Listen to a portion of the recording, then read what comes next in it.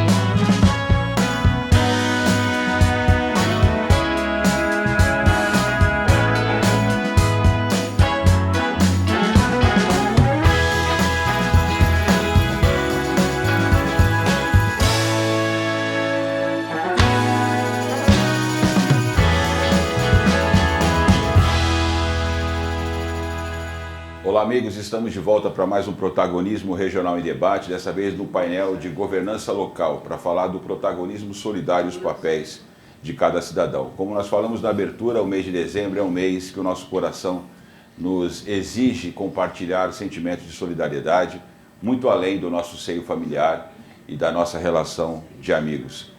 Para falar sobre isso, era claro que nós tínhamos que trazer pessoas que estão na vida prática, levando esse sentimento de fraternidade às pessoas que cercam a gente. Eu estou no estúdio hoje com duas amigas de longa data, a Cristina Oliveira e a Marilisa Lourenço das Neves. A Cristina, que além de atriz, ativista no terceiro setor, dirigente de organizações sociais, também é pesquisadora nessa área ético-racial. Cristina, obrigado pela tua presença. Faz tempo que a gente não se fala pessoalmente e hoje, especialmente nesse programa, né?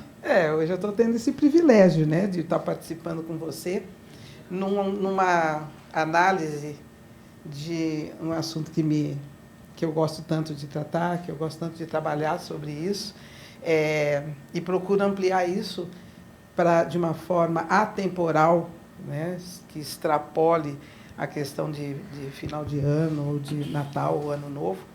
Eu gosto muito de me propor a trabalhar essa questão social e solidária, principalmente nos últimos tempos. Eu tenho me dedicado bastante à questão da educação inclusiva, porque eu coloco a educação como base das oportunidades e das condições que têm que ser proporcionadas para o crescimento, para o desenvolvimento das pessoas.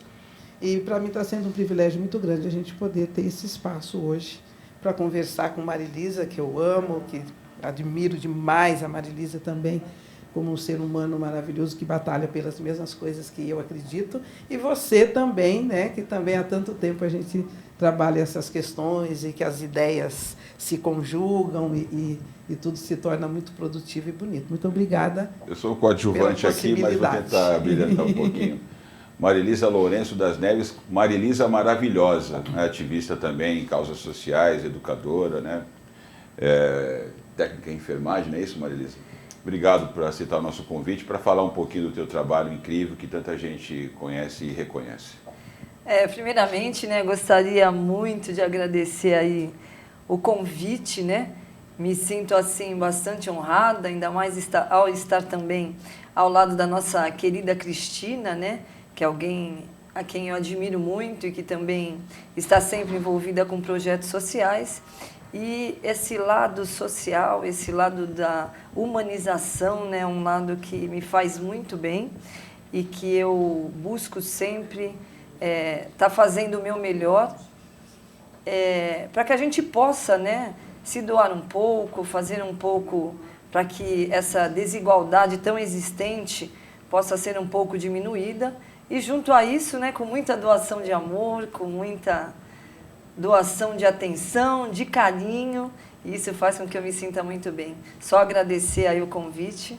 E estou muito feliz em estar aqui na presença de grandes amigos, você, Sérgio, que faz parte da minha caminhada há longo tempo, a nossa querida Cristina, né, que nem precisa muitos comentários, porque ela é simplesmente grande, mas ela é grande de essência, de coração. Eu só tenho que agradecer o convite. Muito obrigada.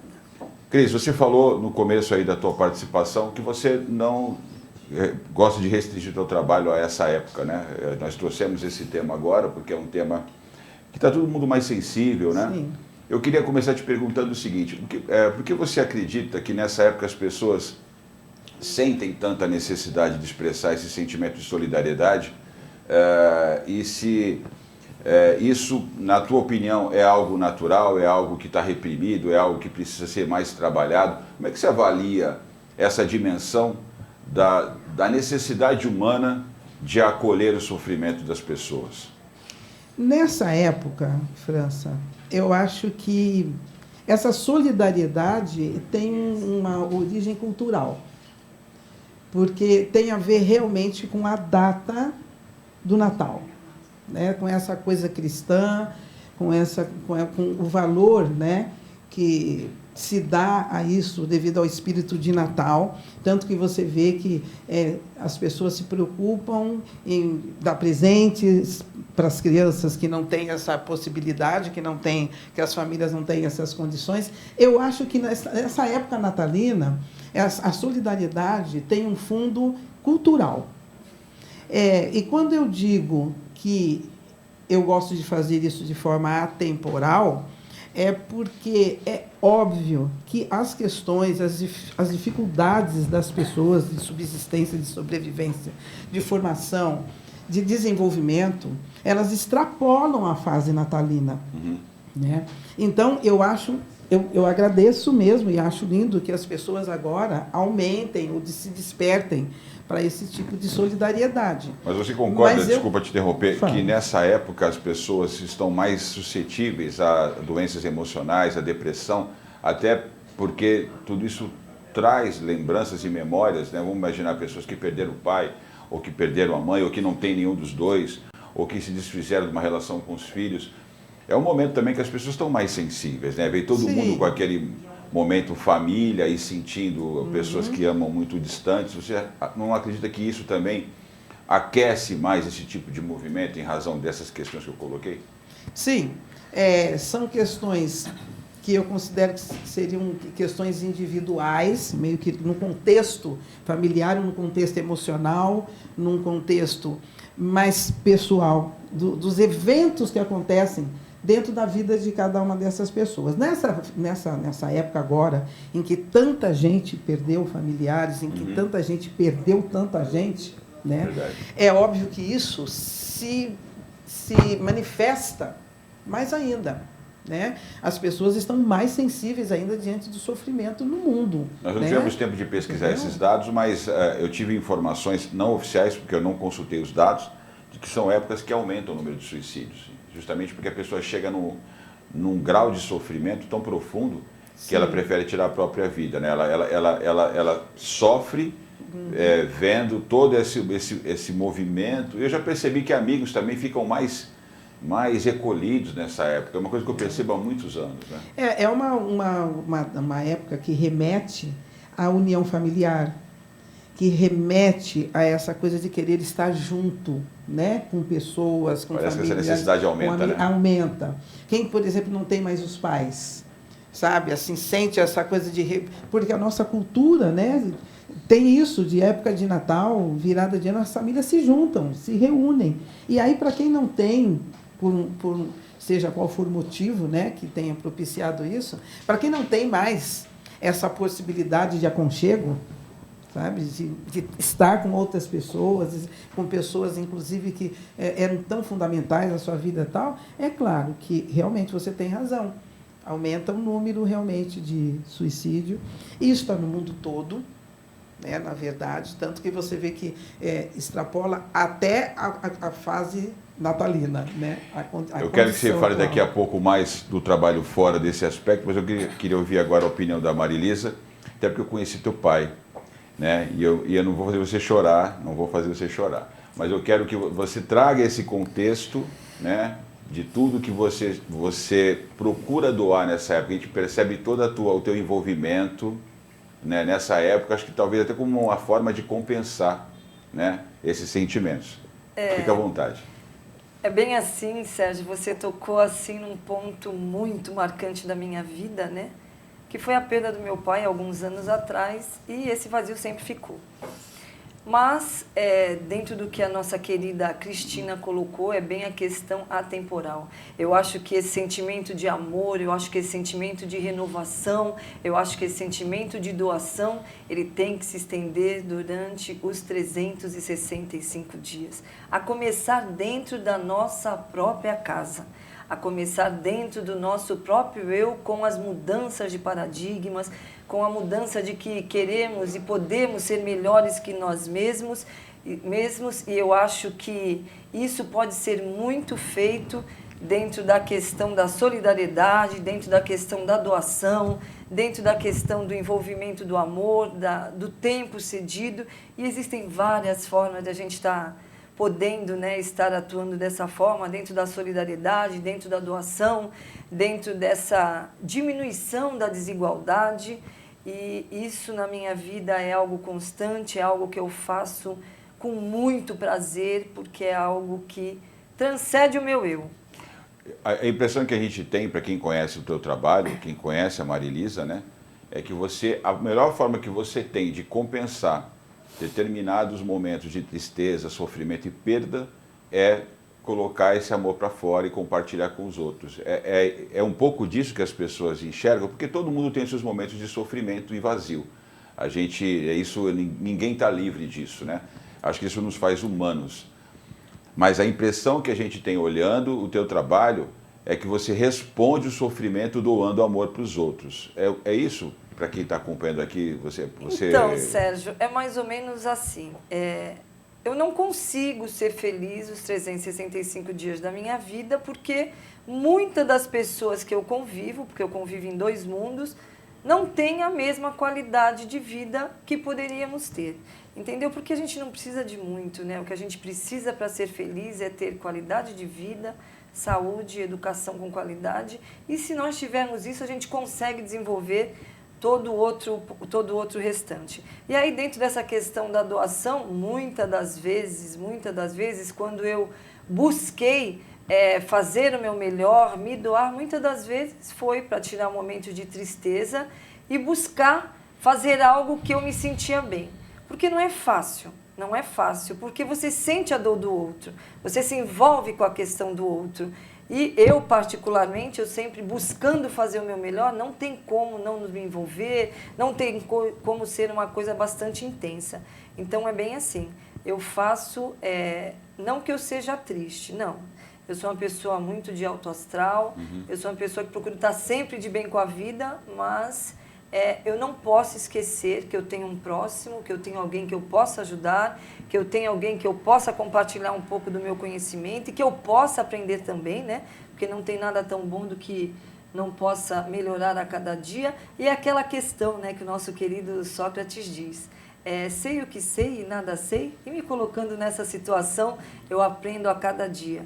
E cada vez que eu me proponho a doar, a dar o meu amor, o meu carinho, a minha atenção, eu vejo como que eu crescesse. Mas eu crescesse assim, não na questão de soberba, não na questão de ser melhor do que ninguém, não, na questão de que eu consigo ser melhor que eu mesma.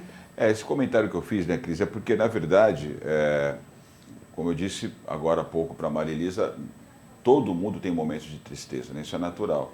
Mas nem todo mundo consegue reagir tentando transformar a própria dor no alívio da dor do próximo, né? Que é uma terapia que está comprovada que tem muita eficácia, né? A decisão cabe... Nós não temos o controle de tudo que acontece na nossa vida, mas nos cabe decidir sobre o que nós fazemos com o que aconteceu conosco, né? Então, acho que é o exemplo que a gente pode dar com o que vocês fazem. Então, agora, saindo um pouco dessa questão da avaliação pessoal, né? Nós falávamos aqui do protagonismo do indivíduo, como a gente decide viver a própria vida. Então, agora vamos um pouco para o protagonismo coletivo das famílias, né? Como é que você pratica isso? Você é outra mãezona, que a gente sabe, é aquela mãe presente em tudo, participa da vida dos filhos, tem 2 filhos bailarinos na Europa, morando lá, agora mais uma filha que é a Dandara, que a gente conhece, que foi para lá também, você participou ativamente da vida dela, agora numa questão familiar apoiou e acompanhou um momento difícil com o outro filho, eu também vi isso de perto, também não quero fazer você chorar, mas a gente sabe que tudo isso faz parte desse momento, né? O protagonismo do indivíduo no seio familiar também é fundamental para a gente construir essas atitudes de protagonismo solidário com a sociedade. Como é que você enxerga isso? Estou falando de 2 pessoas que têm uma atuação muito forte nas próprias famílias. Com certeza. Eu ainda conversava, antes da gente começar a gravação, ainda conversava com os colegas aqui, o quanto foi fundamental para mim, por exemplo, eu ter tido a oportunidade de formação educacional, né?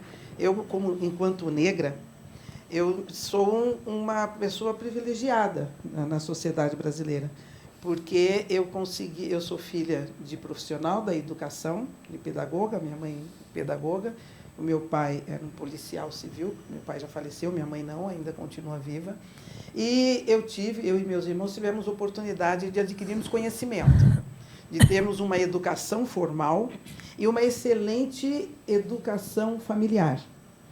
Isso, obviamente, me proporcionou condições de também fazer isso com os meus próprios filhos, com o meu núcleo familiar, a partir dessa constituição familiar. Então, eu pude, realmente, eu me dedico porque eu tenho a base para fazer isso, que é conhecimento, eu tenho a base para fazer isso, que é amor, né? Eu recebi sempre muito amor familiar, então eu sei a importância do amor para cada um dos meus filhos, por exemplo. E eu sou multifuncional, né? Eu sempre fiz muita coisa fora de casa. Então, eu não aceito, na realidade, que, por exemplo, uma pessoa, seja homem ou mulher, mãe ou pai, que diga que não tem tempo para se doar para os filhos, para a formação desses filhos, para o desenvolvimento desses filhos, porque tem muita atuação, faz muita coisa fora de casa. A minha família é uma família de mulheres, todas nós. É uma família grande, em que todas as mulheres são profissionais. Todas as mulheres têm autonomia, sabe? Todas as mulheres são protagonistas, né, da própria vida, do seu dia a dia. E todas são dedicadas aos filhos. Então, como você disse, no total de 5 filhos, né, que eu tive, que eu tenho, agora 4, porque, né, perdi um deles partiu, está completando 1 ano, mas eu tenho os 3 filhos que são vitoriosos profissionalmente e vivem em Mônaco, são bailarinos profissionais da Companhia de Ballet de Mônaco, e a minha filha Dandara, minha única menina, né, minha boneca que você conhece, é muito inteligente, muito forte, Dandara, entendeu? Faz jus ao nome que tem, né, Dandara, e que também está lá em Paris, também é artista, e, acima de tudo, são seres maravilhosos e são vitoriosos, porque eles cresceram dentro de um contexto em que tudo foi proporcionado para eles conseguirem ser. Então, esse trabalho que a gente faz coletivo, que a gente faz para a sociedade, na verdade, é porque a gente vê a família como a sociedade como um conjunto de famílias. Nós estamos construindo aqui uma visão, uma plataforma onde nós partimos do indivíduo, a visão do indivíduo como manifestação do próprio amor divino, né? Exato. E depois, quando isso extrapola para o seio familiar. O Stefan era também um ser humano fantástico, o teu filho que partiu, um artista como teu também outro filho também, né? Músico. que trabalha na parte de contabilidade, são seres humanos realmente admiráveis. Queria ver a tua opinião a respeito disso. Então, Sérgio, é assim, eu acho como eu já citei, né, que tudo começa dentro da família, eu acho que esse é o caminho. Eu tenho 2 filhas, a Maria Rita, hoje com 11 anos, e a Daphne com 30 anos, e com a Daphne... Já é vovó? Já sou avó, parece, exatamente. Tenho 4 netos maravilhosos, 4 netos lindos. E a Daphne eu fui muito pai e mãe. E dentro desse pai e mãe eu tive uma retaguarda muito grande, né, inclusive dos meus pais. E sempre foi passado muito amor, entendeu? E sempre foi passado a questão de que elas tinham que estudar, elas tinham que buscar o seu espaço, porque não é nada fácil, né? E assim seguimos o caminho. Com a Maria Rita está sendo do mesmo jeito, e a Maria Rita já plantando a sementinha para que ela continue aí nessa minha trajetória, né? Porque eu acho que o exemplo começa dentro da nossa própria casa. E é bem assim, ela devagarzinho já está nas reuniões junto comigo, entendeu?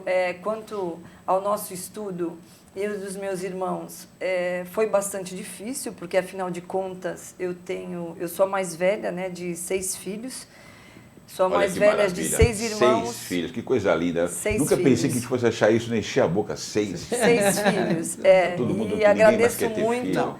e agradeço muito ao meu pai, à minha mãe, porque se sou o que sou hoje e cheguei aonde cheguei, é porque eu tive muito, mas muito empenho deles, e eu só me sinto muito honrada com isso, entendeu? Porque não foi nada fácil, né? 6 filhos, 3 mulheres, 3 homens, opiniões diferentes, ideias diferentes, pensamentos diferentes.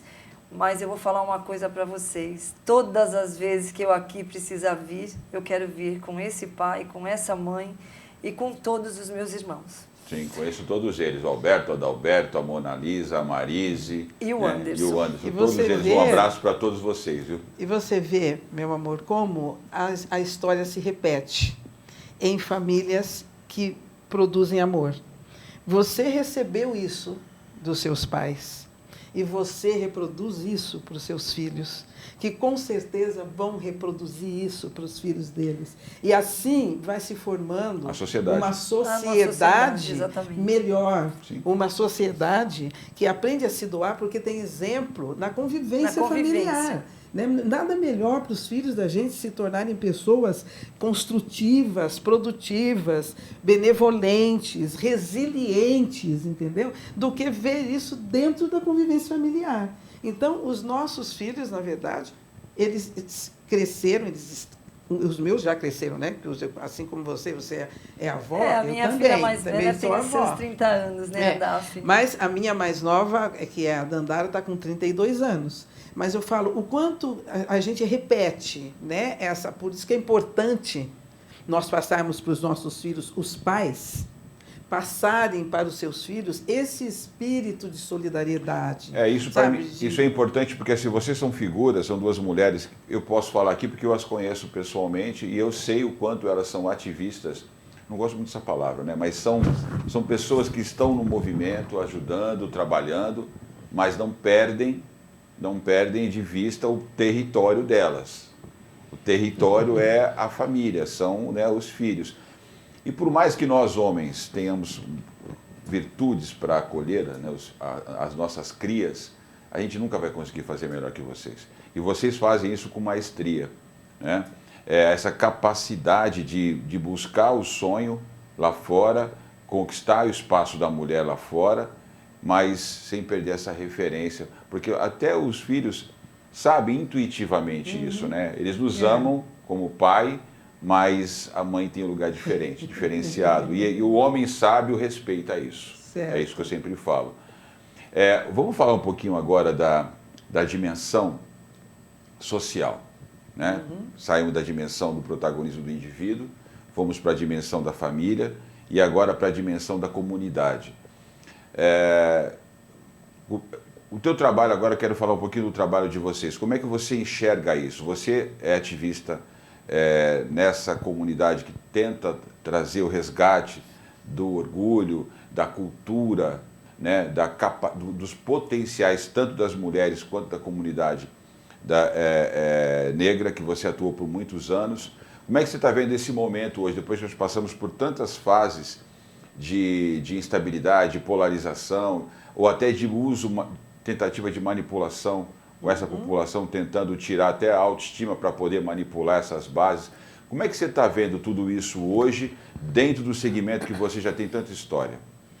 Bom, nessa questão da luta contra a discriminação racial, que a gente atua realmente desde 1970, que eu me lembro que foi quando, na verdade, eu sofri diretamente o primeiro ato, né, de discriminação racial. Até 1970, eu estava com uns 17 anos, eu não tinha percebido ainda a questão da discriminação racial. Provavelmente porque eu tenha nascido em uma família negra que já na época já tinha uma condição socioeconômica melhor e não tinha muito, né, essa oportunidade de ser discriminada. Mas eu fui para São Paulo nessa idade, eu queria fazer na época a faculdade de medicina e fui estudar em São Paulo, para estudar lá no cursinho Objetivo, quando o Objetivo só tinha em São Paulo. Fui fazer o curso para poder enfrentar o vestibular e na mesma época eu fiz um teste para emprego no BCN, Banco de Crédito Nacional em São Paulo, através de uma agência de empregos. E aí passei por vários testes, que depois eu fui informada por eles mesmos que eu passei por testes a mais que as outras candidatas que estavam lá, que exatamente por ser negro, eu fui mais testada, e eles acharam que eu tinha o perfil exato para assumir um cargo de entrevistadora de financiamento no BCN, uma agência que ficava na Avenida Ipiranga, e me aprovaram, mesmo sabendo que o BCN tinha, porque já exercia a questão da discriminação racial. E eu fui, não sabia, eu era totalmente inocente para isso ainda. E fui, e quando eu cheguei lá, foi assim realmente bem traumatizante, né? Era uma gerente, era uma mulher, e quando ela me olhou, ela nem me deixou entrar na sala dela, ela que teria que me receber para me postar, ela mandou que eu sentasse numa antessala, telefonou para a agência, né, e disse para a agência que negro no BCN não trabalhava nem como faxineiro, quanto menos como entrevistadora de financiamento, né? E me mandou retornar à agência. Quando eu retornei à agência, eu ainda estava muito confusa, sabe? Isso mexeu muito, porque para mim isso não existia ainda, isso não fazia parte da minha realidade. Eu retornei para a agência e, na agência, na verdade, a profissional última que tinha me enviado, ela estava também muito revoltada com a situação e ela que expôs isso para mim, que eu fui a mais testada, que eu passei por avaliações que excediam os outros candidatos e que mas não era para eu ficar chocada, porque, devido à competência que eu tinha mostrado, eles me colocariam em qualquer outra grande empresa. Mas, veja bem, um trauma desse que eu passei, e estando muito mais preparada, talvez psicologicamente ou em termos de formação, isso acontece com praticamente todos os negros no Brasil. Com todos os negros no Brasil. E isso, esse acontecido comigo, me levou a me enxergar como negra. Porque, na verdade, como eu não sentia ainda essa diferença, nunca tinha sofrido esse problema, eu só era apenas mais uma pessoa.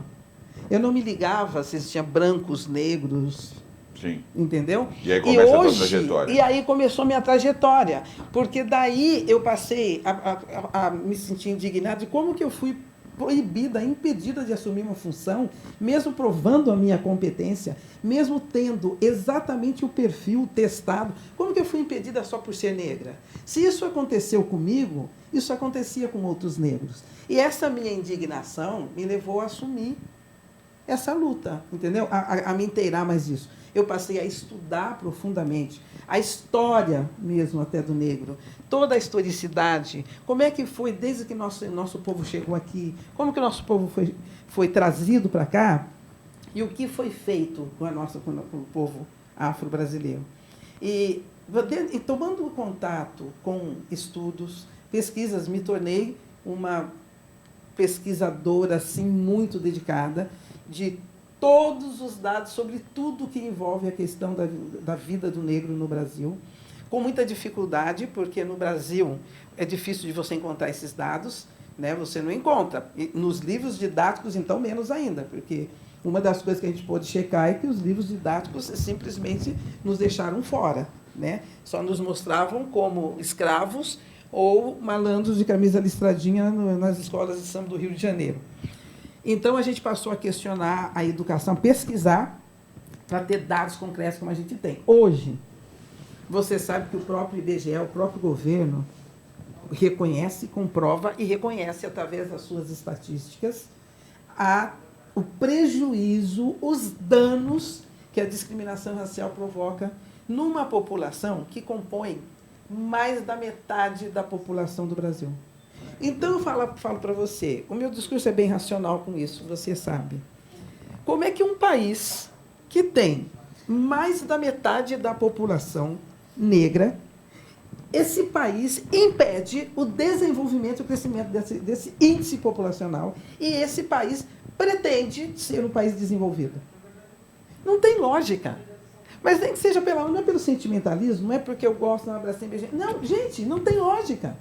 Ou essa população que completa mais de 50%, de acordo com o IBGE, 56%, 60% é mais. Porque você sabe que é autodeclarado. Na pesquisa do IBGE, as pessoas se autodeclaram, né? Negras ou não. E a gente sabe que tem muito negro mestiço, né, que não se declara, não se assume como negro, mas que na hora de ser discriminado, vai ser discriminado porque é negro.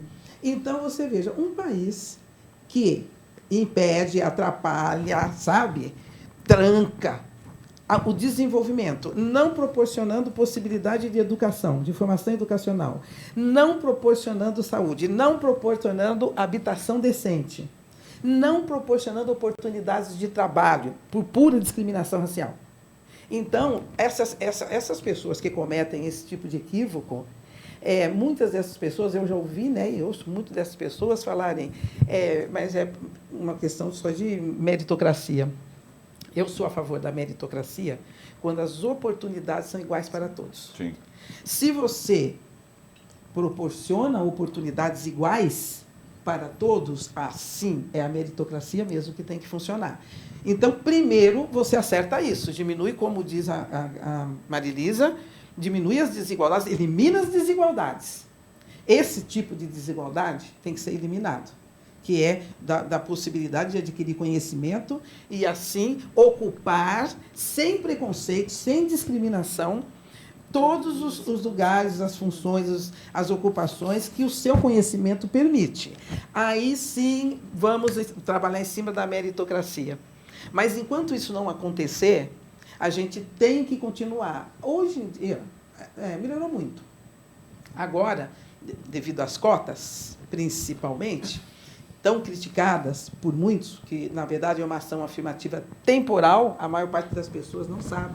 Né? As cotas não vieram para ficar eternamente, as cotas vieram para resolver com mais rapidez uma situação que estava insuportável. As cotas vão chegar um momento que vão terminar porque não serão mais necessárias. Então, eu quero falar disso daqui a pouco, Cris, mas só para a gente poder passar para a Marilisa. A Cris falou agora que um trauma que ela sofreu, uma discriminação que ocorreu numa seleção para uma vaga que ela teve todo o mérito, levou ela ao engajamento nessa questão racial. Houve alguma questão específica e como é que você foi levada para o ativismo junto às organizações que você atua nessa questão do protagonismo solidário?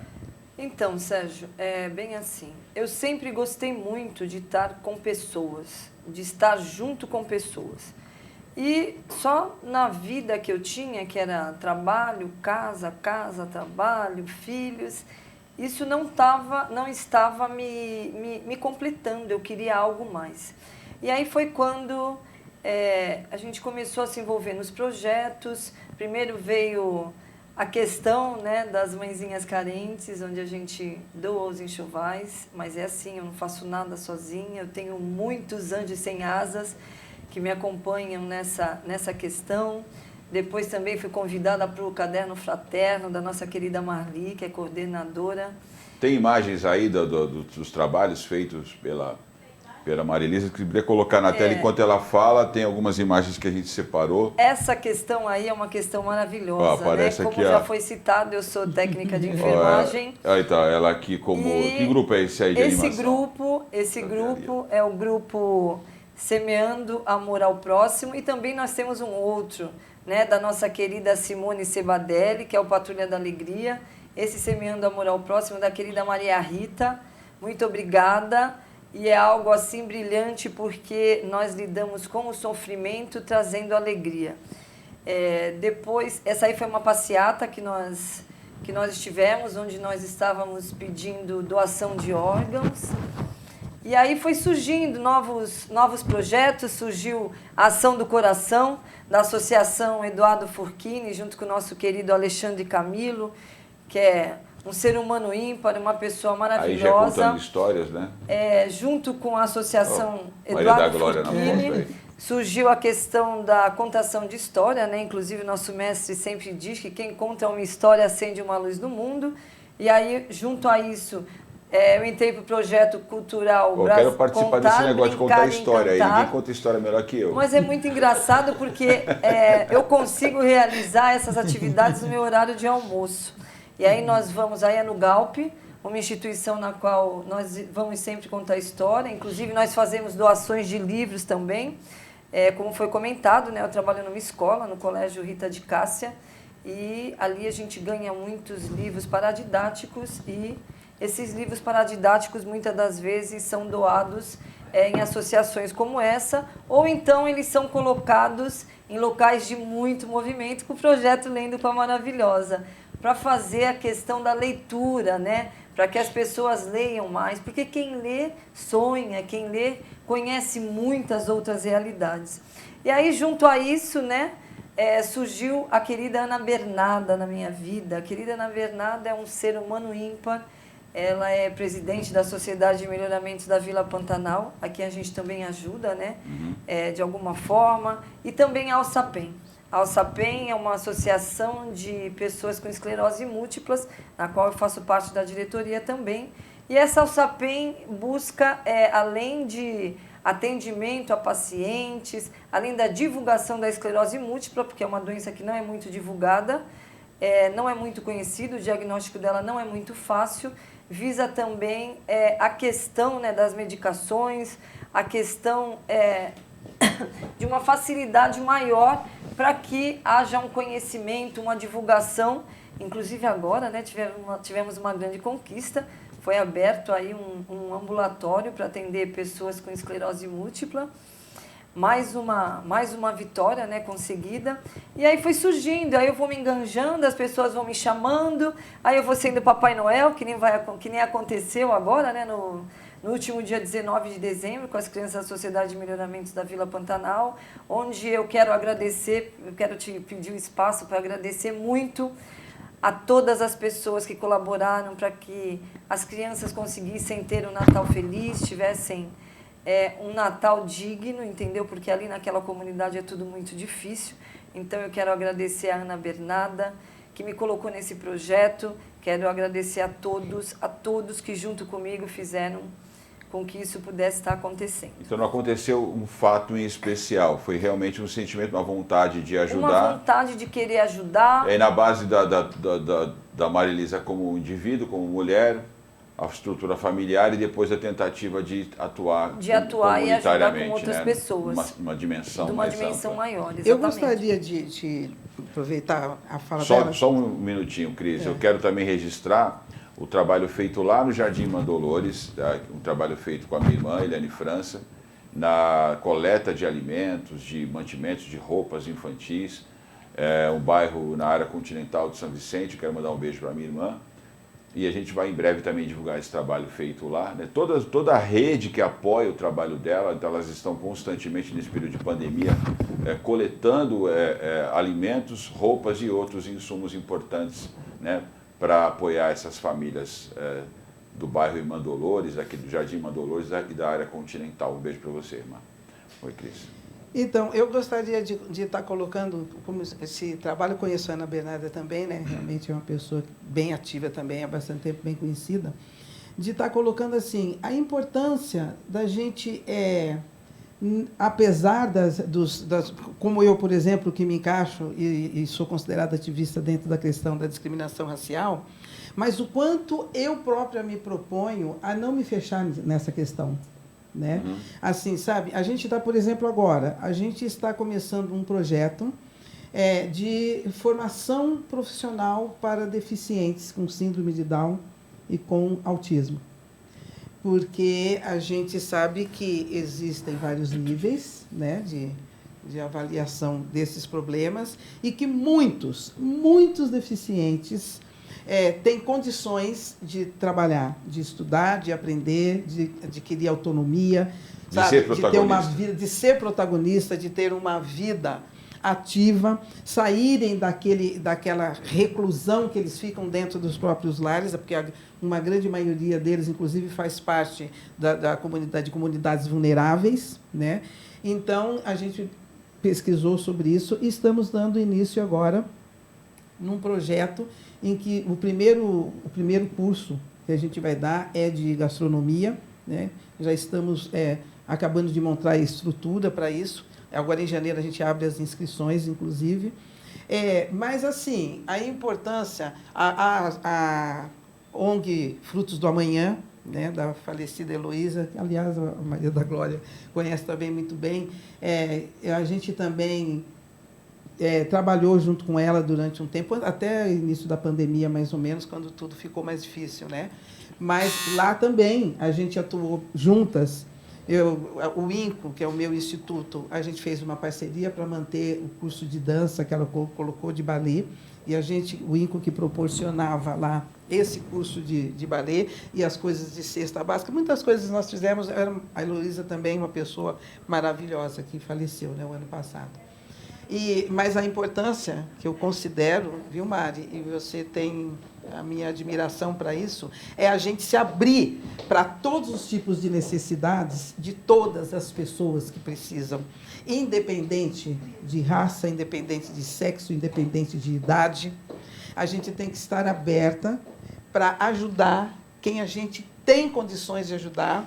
Eu gosto muito, eu foco muito na educação inclusiva, então eu trabalho há anos que eu dou cursos para pessoas que não têm condições de pagar cursos para concursos públicos, que querem fazer concursos públicos, que têm que fazer prova do Enem, que querem fazer vestibular, não tem, ou apoio mesmo escolar, e não tem condições de pagar um curso desse.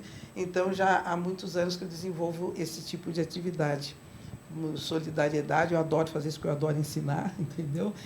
Você sabe, eu sou uma defensora ferrenha do uso do raciocínio para que as pessoas cresçam, então eu aproveito, toda vez que eu estou tendo uma atividade de ensino, aprendizagem, eu aproveito para trabalhar o raciocínio das pessoas, para que elas próprias, através do raciocínio, se capacitem para se desenvolver na vida.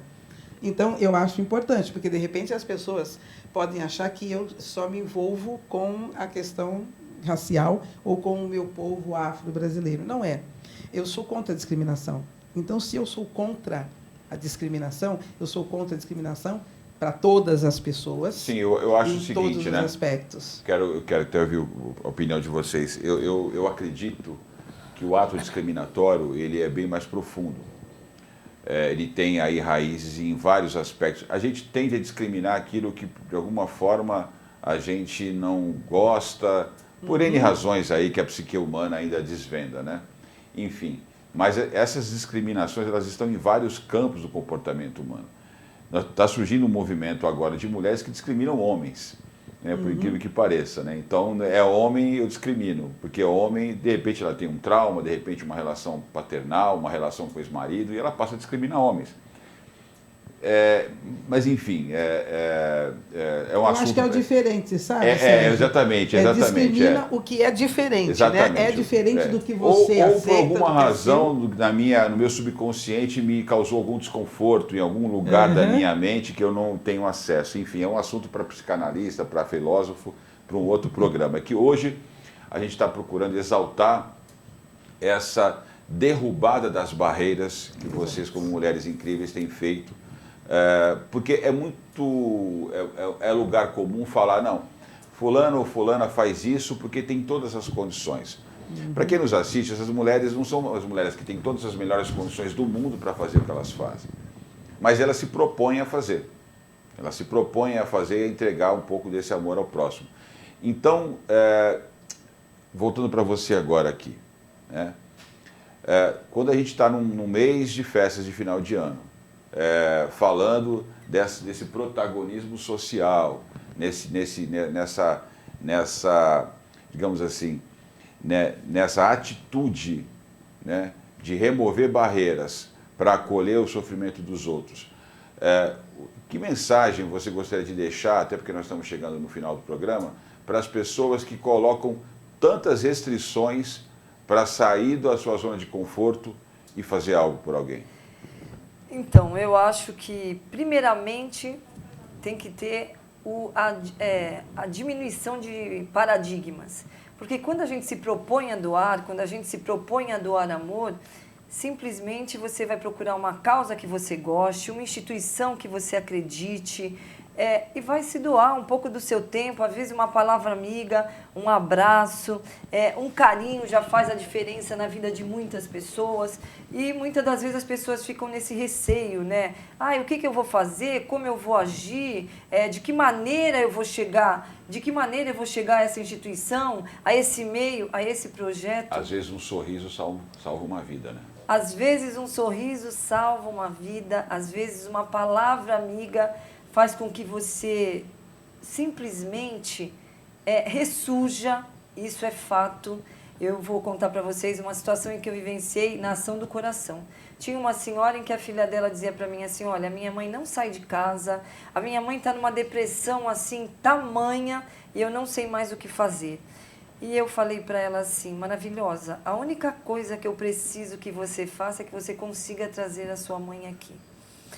E aí um belo dia, eu nem acreditei, aquela senhora chegou, começou a fazer os corações e costurar, e costurar, e costurar, e eu ali do lado dela, conversando, me doando, escutando o que ela dizia, porque ela veio me contando a vida dela, assim, até de muito nova, né, de menina, e eu sei que todos os dias do mês de julho e de agosto, aquela senhora passou a fazer parte da nossa oficina com a Ação do Coração.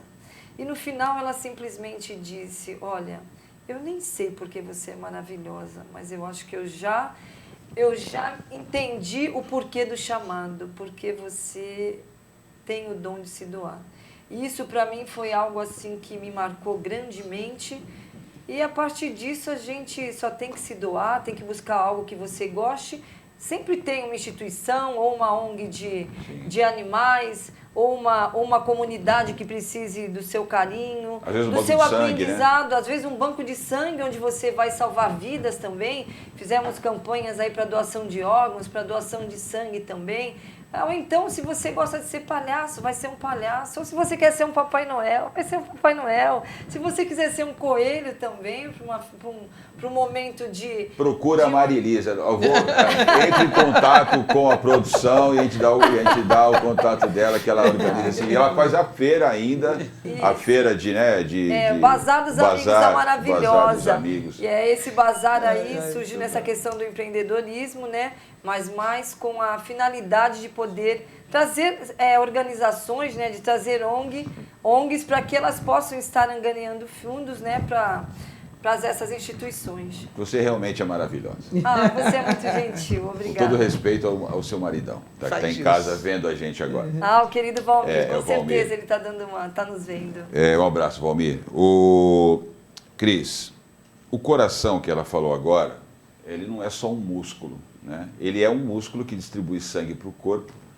Para quem, guardado todos os credos, todas as crenças, que nós aqui acreditamos que por trás desse músculo tem uma luz, uma força que orienta a nossa verdadeira vocação no mundo, né? Eu acho que é isso que os grandes filósofos traduzem em agir com o coração. Talvez por isso o Furquini tenha colocado como símbolo desse trabalho que ela falou agora, a ação do coração. Que muita gente acha que a ação do coração é simplesmente a ação apaixonada ou a ação... Não, é algo, uma intuição mais profunda, né? É o nosso sol, né? É o centro do nosso ser. É preciso usar essa força para fazer as coisas que pessoas como vocês fazem, né? Eu quero até que você fale um pouquinho que esse trabalho teu extrapolou as fronteiras do Brasil, foi para a África, né? Você faz tanta coisa. A força que você teve para ser profissional, ser mãe, ativista, estudar, formar pessoas, criar projetos importantes. Se isso não tiver apoiado nessa força invisível do coração, fica muito mais difícil, não é verdade? Com certeza. Num mês tão importante como é esse mês de festa de final de ano. Com certeza. A essência, que é a luz, né, de cada um, a essência é que é a base de tudo isso. A essência da gente aberta para as outras essências das outras pessoas. Eu, pelo menos, eu só me sinto feliz e realizada como ser humano quando eu produzo para a coletividade, quando eu produzo para as outras pessoas. É só assim que eu me sinto realmente produtiva, de verdade. Qualquer trabalho que eu tenha, que eu faça, tem que ser em favorecimento de outras pessoas que estão precisando disso. Senão, para mim, eu não estou produzindo. Então, essa essência, esse coração, né, que, na verdade, é o que eu chamo de essência, é fundamental, realmente, inclusive para esse projeto que você citou, a gente em Angola, né, o projeto que a gente passou... Põe a imagem aí, tem acho que uma imagem do projeto em Angola, da Cris. Em Angola, em Luanda, a gente... Por favor, produção. Aí está aí, tá na tela, isso, as crianças. Né, aqui, tá aí, olha que imagem bonita. É uma comunidade que a gente está desenvolvendo um projeto que atinge várias instâncias, porque eles precisam de tudo. Aí são 2 amigos de lá, angolanos, que estão com a gente trabalhando nesse projeto, né? Atendendo comunidades de crianças e jovens angolanos em Luanda, que precisam de tudo, né?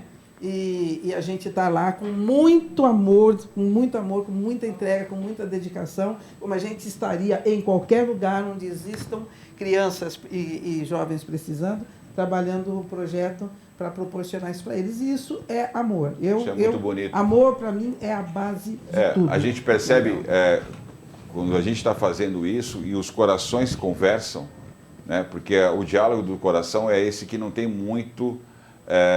o intelecto, muito embora ele é importante para dar forma, mas a gente percebe que o diálogo do coração ele é o primeiro que aproxima a gente de alguma coisa e depois a gente vai, né? Que delícia. Aí está o teu livro. E vocês quando falam, os olhos brilham, a gente percebe, né? O brilho no olhar, além da emoção. Isso é bacana e é isso que eu queria trazer nesse programa de final de ano para a gente. Aí está o livro da Cristina Oliveira, Origem e Herança, né? Fala um pouquinho, Cris, deixa eu dar teu livro aqui para eu poder mostrar para o pessoal também. Eu tenho alguns comigo. Não sei se aqui, ó. Quem quiser também ter acesso a esse livro pode entrar em contato conosco, tá? Para saber mais. Fala um pouquinho do livro no final do programa. Origem e Herança, na verdade, você sabe que eu tenho uma vida cultural e teatro e artes e tal, né? Durante também bastante tempo, desde a minha adolescência. E aí é uma reunião de poemas que a gente usou para criar esse livro. E Origem e Herança, o nome...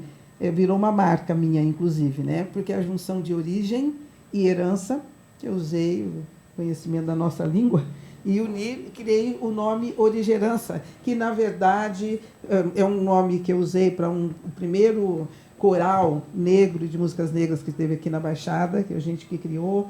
Ele é o nome de um espetáculo de teatro que eu tenho, que tem esse nome também, O de Gerança, um espetáculo teatral. E ele é um nome que está em quase tudo que eu faço, porque tem tudo a ver comigo, com o meu jeito de ser. Então, esse livro agora, esse lançamento, eu sempre escrevi muito, mas não me preocupava em publicar, né? Mas sempre escrevi, inclusive para teatro, né? Mesmo como teatróloga, eu produzi muitos textos para teatro. E agora a gente está com esse livro de Gerança, assim, que eu acho que ficou muito bom. Olha, é um livro de poesias, e que as pessoas já se preparem, que não é um livro de poesias que fica falando de amor só, não. As minhas poesias são poesias que passam o que eu penso mesmo a respeito de vários assuntos diferentes, são temas diferentes, tem algumas bem polêmicas, que as pessoas que estão lendo me falam, né? Tem assuntos polêmicos que eu coloquei em forma de poesia e que eu vou amar que as pessoas tenham acesso e compartilhem comigo essas ideias. É só entrar em contato conosco que a gente ajuda quem está nos acompanhando a ter esse livro maravilhoso da Cristina. Bom, estamos chegando no final, então eu quero que, por favor, coloque a Marilisa na tela, para que eu possa falar um pouquinho dela aqui. A Marilisa Lourenço das Neves, a maravilhosa, como é conhecida por todo mundo, é voluntária, mãe, avó, técnica de enfermagem, pedagoga, atua na área de educação no Colégio Rita de Cássia, né? E como voluntária em projetos da Ação do Coração, lendo com a maravilhosa, doações de enxovais a mães carentes, grupos de palhaços, Clau Patrulha da Alegria e Semeando o Amor ao Próximo. Também da Alçapem, da Sociedade de Melhoramento da Vila Pantanal. Grupo Semeando Histórias, e hoje no grupo Contar, Brincar e Encantar, onde conta histórias em creches e asilos. Marilisa, obrigado, e eu espero que você possa continuar essa jornada maravilhosa, né? E que a tua mensagem possa aquecer o coração de todos que estão nos acompanhando nessa semana do Natal e do Ano Novo. Gostaria imensamente de agradecer o convite, me sinto muito honrada em estar com você, estar com a nossa querida Cristina, alguém que eu amo muito, e que eu vou dizer para vocês é assim: se doem, sejam felizes, procurem fazer o bem sem ver a quem e tenham fé que tudo fica bem. Um beijo no coração de vocês, obrigada, obrigada, obrigada a Deus, obrigada ao universo, porque somos o que pensamos e emanamos o que o nosso coração está cheio. Gratidão, obrigada, tudo de bom a todos vocês. Agora põe o rostinho da Cris, por favor, em destaque na tela. A Cristina Oliveira, que é teatróloga, atriz, produtora e diretora, é promotora de eventos culturais, pesquisadora e analista de relações étnico-raciais na diversidade, desigualdades e diferenças, preconceito e discriminação. É acadêmica nas áreas de psicopedagogia e de educação social, gestora no terceiro setor, presidente do INCO, Pesquisas e Ações de Desenvolvimento Humana, além de escritora. Cris, muito obrigado, que o teu exemplo também sirva para muita gente e possamos continuar sendo protagonistas da nossa história e de uma sociedade mais equilibrada, né? Gratidão pelo espaço, gratidão por estarmos mais uma vez juntos, trabalhando pelo bem, trabalhando pelo amor, trabalhando pela solidariedade, para sermos felizes, mas também podemos dar felicidade às outras pessoas. Eu agradeço por estar com Marilisa maravilhosa, que eu amo, Cris, por estar com você, meu querido. Obrigada. E estamos juntos para o que a gente sabe fazer e pode fazer de melhor, que é amar. E a você que nos acompanhou em mais um Protagonismo Regional em Debate, dessa vez falando do protagonismo solidário e como ele pode transformar a nossa sociedade. Espero que esse programa especial na semana de Natal e Ano Novo tenha trazido a você um pouco mais de acalento ao seu coração. Se você está muito feliz, continue assim e espalhe essa felicidade àqueles que não estão tão felizes. Eu desejo que o seu 2022 seja ainda melhor do que esse ano. Muito obrigado pelo seu apoio, pela sua audiência e até a próxima semana.